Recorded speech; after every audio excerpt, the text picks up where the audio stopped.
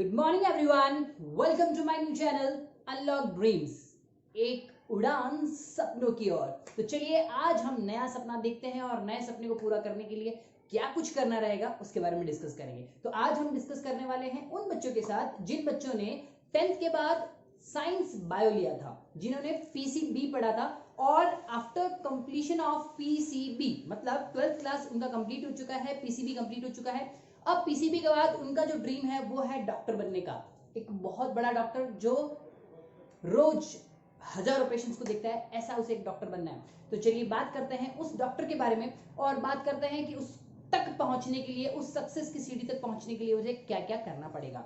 सबसे पहले आपसे एक छोटी सी रिक्वेस्ट, आप मेरा चैनल सब्सक्राइब ना करना चाहे तो कोई दिक्कत नहीं, बट वीडियो को शेयर करना ना भूलें, अपने सारे लोगों तक ये इंफॉर्मेशन जरूर पहुंचाएं, बिकॉज हो सकता है आपकी एक छोटी सी कोशिश लोगों को बहुत बहुत बहुत बड़ा फायदा दे सकती है। तो चलिए हेल्पिंग नेचर के साथ आगे बढ़ते हैं और आज का हमारा वीडियो जो है उसको स्टार्ट करते हैं। तो चलिए सबसे पहले हम बात करेंगे एमबीबीएस की फुल फॉर्म की। वैसे एक मतलब सोच अलग है इन लोगों की, उन्होंने जो फुल फॉर्म बनाई है ना उसका थोड़ा सा अलग कनेक्शन दिया उसके जो शॉर्ट फॉर्म है, एक्रोनिम जो है उसके साथ। नाम है एमबीबीएस बट फुल फॉर्म जो है वो है bachelor of medicine and bachelor of surgery.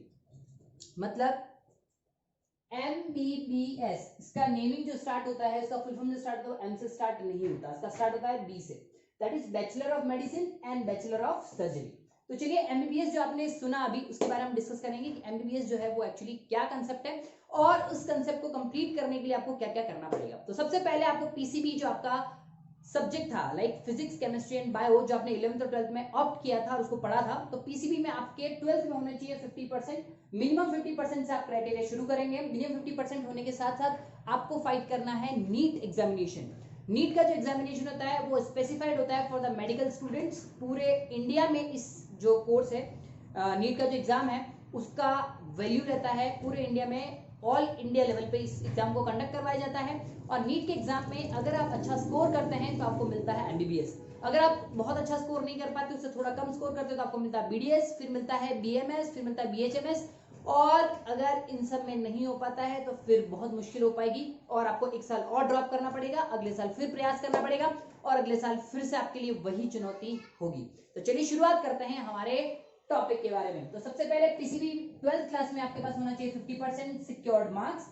फिर आपको नीट के लिए फॉर्म भरना है और नीट का एग्जाम देना है। नीट के एग्जाम में आपको 550 marks out of 720 marks gain करना होगा। अगर आपको गवर्नमेंट सीट चाहिए, मैं क्या बात करूं सुनिए समझिए, अगर आपको गवर्नमेंट कॉलेज की सीट चाहिए, गवर्नमेंट कॉलेज की सीट लाने के लिए आपको मिनिमम 550 मार्क्स लाना रहेगा। 550 मार्क्स अगर आप ले आते हैं 720 मार्क्स में से तो आपको इजीली गवर्नमेंट कॉलेज मिल जाता है। वही दूसरी बात करते हैं, जो नीट का पेपर होता है उसमें टोटल 180 क्वेश्चंस आते हैं, जिसमें 90 क्वेश्चंस आते हैं बायोलॉजी से, 45 क्वेश्चन आते हैं केमिस्ट्री से, 45 क्वेश्चन आते हैं फिजिक्स से। मतलब इसमें आपकी बायोलॉजी के 90% मतलब 50% जो पेपर होता है वो बायोलॉजी से होता है, 25% होता है केमिस्ट्री से और 25% जो होता है वो होता है फिजिक्स से।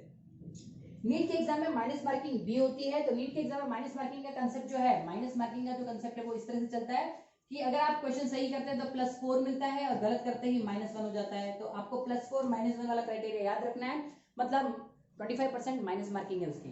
तो हर क्वेश्चन पे जैसे ही आप क्वेश्चन सही करते हैं तो +4 मार्क्स मिलता है और जैसे ही आप एक क्वेश्चन रॉन्ग करते हैं तो -1 उसमें से हो जाता है। तो ये था नीट के एग्जाम के बारे में। नीट का एग्जाम जो है वैसे ऐसा बताया गया है कि जैसे ही आप अपनी कोर्सेज को कंप्लीट करते हैं तो 12th के बाद, 12th जैसे कंप्लीट होता है मार्च में एग्जामिनेशन फिनिश हो जाते हैं, तो अप्रैल के आसपास या मई में इसका एग्जामिनेशन हो जाता है। वैसे अभी लॉकडाउन चल रहा है तो बहुत सारी प्रॉब्लम्स आ रखी है, स्टिल आपके बोर्ड एग्जाम्स के बाद इसके एग्जाम शेड्यूल किए जाते हैं और आप इजीली इस एग्जाम को क्रैक कर सकते हैं। 12th के बाद आप फर्स्ट टाइम अटेम्प्ट कर सकते हैं, आपका उसी के साथ हो जाता है तो बहुत बढ़िया, और नहीं हो पाता तो आपको एक साल ड्रॉप करके फिर एक साल अगले साल आप वापस ट्राई कर सकते हैं। चलिए ये था हमारा नीट के बारे में थोड़ा सा डिस्कशन। अब बात करते हैं एमबीबीएस के ड्यूरेशन के बारे में।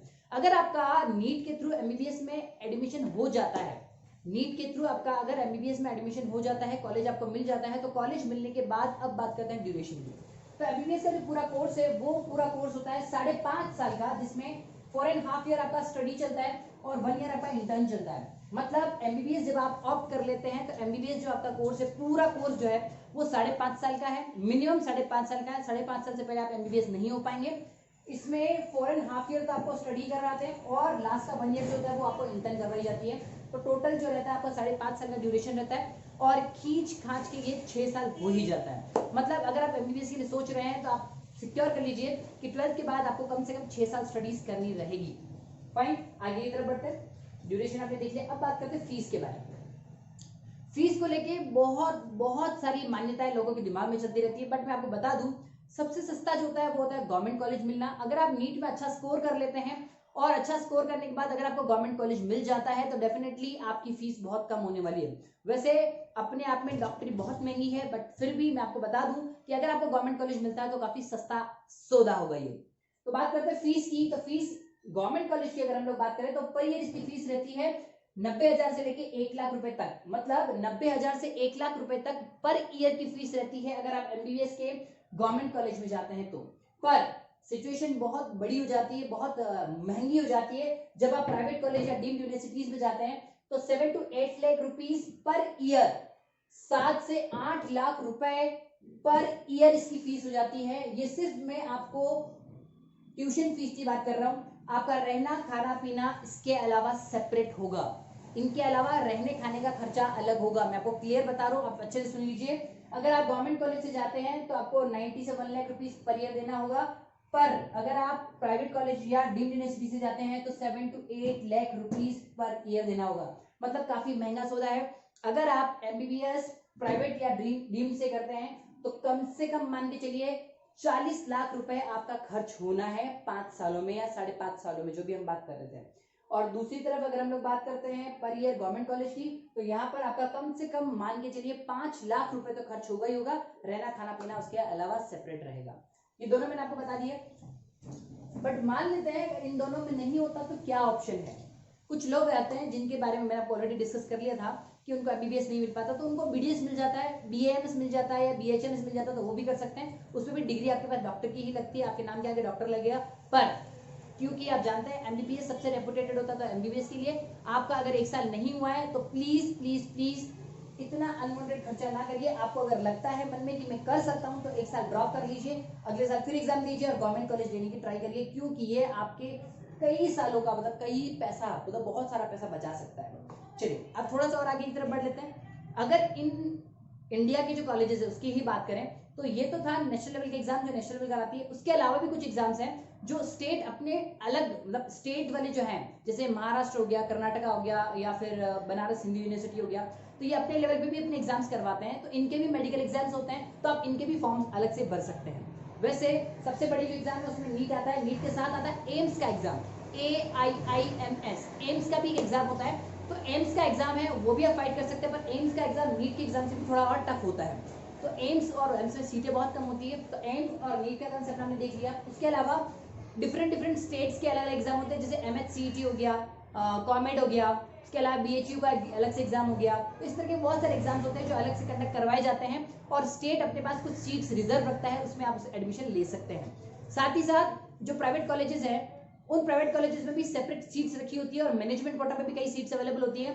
मैं आपको बता दूं कि यहाँ पे जो हमने 7 से 8 लाख रुपए पर ईयर जो फीस लिखी है, कई बार इन कॉलेजेस में आपको डोनेशन भी देना पड़ता है और डोनेशन बहुत बड़ी रकम होती है।